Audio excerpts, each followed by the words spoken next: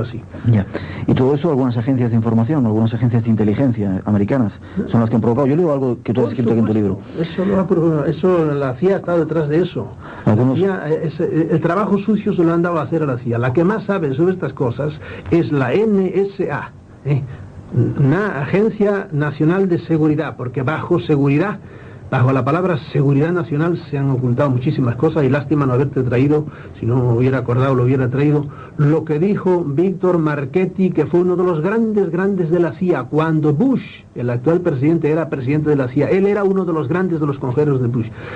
Y las cosas que dijo cuando ya se jubiló, porque a muchos de estos les pasa que esperan a jubilarse, porque cuando están arriba no se atreven a decir nada. Y lo que este señor decía era que tras la seguridad nacional se ocultan cosas terribles, y a todos los gobiernos les gusta ampararse bajo esas dos palabras. Y la otra agencia que más sabe es las Fuerzas Aéreas, pero el trabajo sucio se lo dan a la CIA.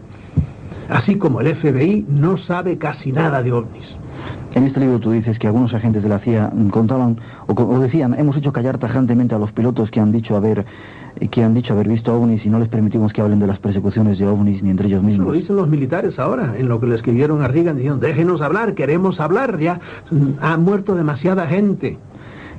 Si me permite, sigo leyendo algunas de las cosas que dices. Hemos violado el acta de libertad de información al ocultar documentos a los que los solicitantes tenían derecho. Hemos desacreditado a los pilotos civiles que decían públicamente haber visto ovnis, y hemos forzado a sus compañías para que los hiciesen callar. Hemos destruido sin misericordia la reputación de muchos extraordinarios y competentes ciudadanos que se atrevieron a sostener que habían visto ovnis. Hemos silenciado a congresistas y senadores que pedían información para sus representados. Esto era antes, supongo, porque ahora ya se puede hablar de todos estos temas, ¿no? Ya supongo que no fue, o sigue siendo todavía un... Hoy día hay una pelea dentro de esos que quieren guardar los secretos, hay una pelea tremenda. Unos que quieren soltarlo y otros que no quieren soltarlo. Y ahí cito yo precisamente una reunión que hubo en Country Club, de entre ellos, que fue tormentosa, entre los que ya dicen: esto no se puede mantener más tiempo en secreto, pero todavía volvieron a ganar los que, porque antes eran todos, Cuando al inicio del MJ12 hubo solo una persona que se opuso al silencio, al secreto, que fue Forrestal, y a Forrestal lo mataron, un ejemplo más, lo tiraron del piso 16 y dijeron que se había suicidado. Entonces hubo una sola persona. Ahora ya son casi mitad y mitad. Unos dicen que hay que decirlo y otros dicen que no, que tiene que seguir el silencio. Y por eso ahora se han filtrado y se van filtrando muchas, porque muchos de ellos que saben cosas las dicen bajo cuerda a terceras, a cuartas personas, y esas son las que se las sueltan al... Si solo hubiera una fuente, pero no, es que las noticias llegan a chorro por todos los lados. Ya, eso que has dicho también está recogido en tu libro. Dices: hemos distribuido información fraudulenta, valiéndonos para ello de los portavoces militares del gobierno, lo mismo que de científicos, para desacreditar todos los avistamientos públicos de ovnis. Mira, a esto de lo que va a hablar mañana Enrique, verás cómo él va a decir hechos, ¿verdad? Y hechos ciertos. Bueno, puedes estar cierto que enseguida vendrá el desmentido, y vendrá alguna agencia, sabe Dios de dónde, sobre todo será belga, porque todos somos unos paneaguados, unos rabos de los yanquis, y entonces van a decir que no, que era mentira, que era... El caso más claro es el caso de Voronezh en Rusia. El caso del año pasado, lo dijo la agencia TASS. Como lo dijo la agencia TASS, cosa que no decía nunca, jamás, debido a la glasnost y a la perestroika y todo eso, pues todas las agencias no tuvieron más remedio que seguirla para no quedarse atrás. Pues bien, ahora resulta que el caso de Glasnost, según nos dice Vallée, en un artículo precisamente en el último número de la revista UFO, el Vallée se fue a Rusia y fue a ver lo que había pasado en Voronezh. Voronezh pasó lo que pasó, unos niños vieron unas cosas y luego enseguida, a los 4 o 5 días, dijeron que no, empezaron a explicar que todo era... Bueno, resulta que él dice... Fue mucho más grave, él dice exactamente, fue solo la punta del iceberg, porque aquello, lo que nos dijeron, hubo mucho más. Hubo por lo menos 10 avistamientos, pero masivos. Hubo más de 1000 testigos. Decían que eran niños. El niño más chiquito tenía 18 años, pero entre los niños entre comillas, ¿verdad? Había militares de alta graduación, había ingenieros, todos esos vieron al ovni. Una vez, encima de la ciudad de Voronezh, que es una ciudad, no un pueblo, tiene 1 millón de habitantes la ciudad, se puso encima de un edificio y 500 personas estuvieron viéndolo como 20 minutos, al ovni aquel.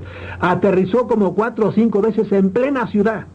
De modo que las cosas, más cosas que dice aquí que yo tengo, lo de 3 ojos que tenían, sí, dice que cada uno pues lo veía a su manera, pero dice que tenía 2 ojos, pero tenía aquí en el centro de la frente alguna cosa, ¿verdad? Por eso algunos lo confundieron con ojos. Dice, lo que nos dijeron al principio Bueno, lo que nos dijeron al fin fue verdaderamente una mentira, una patraña, para que no negar. Pero ya lo que nos dijeron al principio era todo, ya nada más que la sombra de la realidad de lo que había sido Voronezh. Y así es en todo. Por eso yo me chiflo ya en todas las cosas que me desmientan y por ahí. Yo todo lo creo a priori. ¿Por qué? Porque la realidad es mucho más grande de lo que parece. Ya, pero vamos a intentar, luego sacaremos las conclusiones a las que tú llegas, pero vamos a intentar, si te parece, ir por partes. Venga. En tu libro también hablas de los presidentes de Estados Unidos y los ovnis. Alguno de ellos, yo no sé si era... Uy, he sabido más cosas. Desde que escribí el libro ya he sabido más relaciones. Por ejemplo, de Kennedy. Relaciones de Kennedy con los ovnis. Cuéntanos. Cuenta esas relaciones de Kennedy con los ovnis. Kennedy quiso, me parece que en dos ocasiones, no sé si lo digo ahí, en dos ocasiones quiso hablar del fenómeno, es decir, hay que decirlo.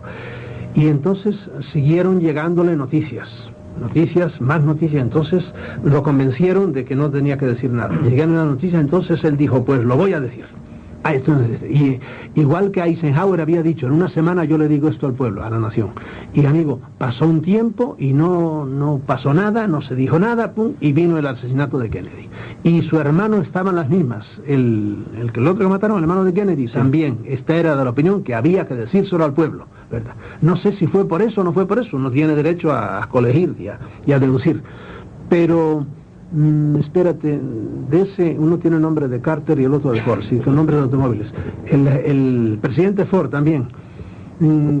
Tuve otra noticia de él que estaba mucho más relacionado con... y luego supe más de Haldeman. Haldeman era un hombre que después, cuando se cayó Nixon, se fueron todos al suelo con él. Haldeman era el hombre que Nixon tenía para relacionarse con el MJ-12 y tenía... El MJ-12 es el Majestic 12. Sí, bueno, pues tenía muchos conocimientos sobre ovnis y eso sí, sabemos que era la mano derecha de Nixon, por lo tanto era el hombre que tenía informado a Nixon de lo que iba y de lo que venía en eso. Y yo eso no lo había sabido cuando escribí de esto, ¿verdad? Todavía esas cosas, esos detalles no lo sabían, pero como siguen saliendo, como te digo, por todas partes se van escurriendo, es como un depósito viejo de agua, la conservó bien durante un tiempo, pero después se le empiezan a tener grietas por todas partes, y ahora tiene grietas por todas partes. Los presidentes después, no te lo voy a preguntar ahora pasamos a otra llamada que tenemos, una llamada que tenemos esperando. ¿Por qué los presidentes en un principio dijeron que iban a dar toda la información y luego todos se callaron? ¿Tuvieron miedo? Algunos los asesinaron, parece ser, según tú dices. Pasa como en el Vaticano, el Papa no hace todas las cosas que quiere hacer, yo creo, ¿verdad? Hay toda una santa mafia ahí rodeando, apoyándose en leyes viejas y en, como te dije antes, la seguridad nacional. En este caso en el Vaticano sería, por ejemplo... ¿La seguridad espiritual? Sí, la seguridad espiritual o las santas tradiciones y por ahí, y no le dejan hacer las cosas que hay que hacer realmente. Bueno, pues lo mismo pasa en los Estados Unidos. Por ejemplo, el amigo Carter, ¿verdad? Perdóname, habrá que estar atento a lo del Papa. Decía hace poco que iba a haber sorpresas, habrá que estar atento a ver qué sorpresas no se sabe si se refiere a su salud o algún cambio que va a hacer, pero sí es intrigante lo que dijo. Y luego lo que dijo el Navarro, el español ese, que es la mano derecha de él también. Estaremos atentos. Recalcó. Pues el amigo Carter, el presidente, como era bastante rigorista, era más honesto que los otros presidentes, por ejemplo, mucho más que Reagan y mucho más que este. Carter era más bien de una línea un poco religiosa y era bastante estricto en sus creencias, le gustaban mucho los derechos humanos y por ahí. A Carter nunca hizo el ridículo cuando le dijo a la NASA que hiciera un estudio sobre los ovnis, cuando ya estaba superhecho lo que él pedía.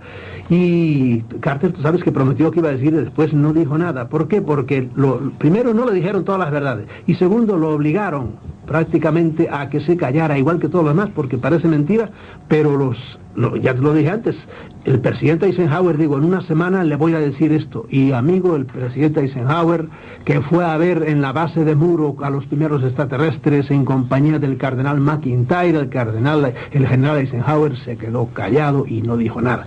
¿Por qué? Porque la fuerza de los pentágonos en general, como dice también otro ex jefe de la CIA, no sean ingenuos, el que manda en este país, refiriendo a Estados Unidos, es el Pentágono.